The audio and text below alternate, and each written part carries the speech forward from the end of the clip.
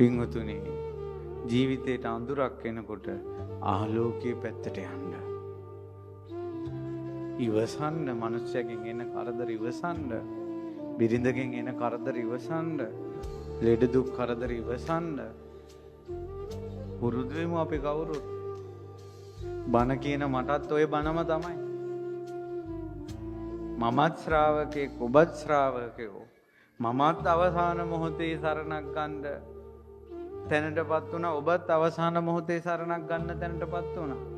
මම මේ කියන්නේ බුදුබණ පදයක්, මගේ බණක් නෙවෙයි.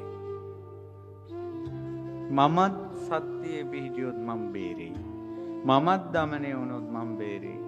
මමත් ත්‍යාගයේ අත්හැරියොත් මම බේරෙයි. ඉවසුවොත් මම බේරෙයි. නැත්තම් මට නෑ. ඔබත් සත්‍යය තිබ්බොත් ඔබගේ තුල ඔබ බේරෙයි. ඔබත් අත්හැරියොත් ඔබත් බේරෙයි. ඔබ දමනය වුණොත් ඔබ බේරෙයි. ඔබත් ඉවසුවොත් ඔබත් බේරෙයි. ඉවසලා ඉන්න.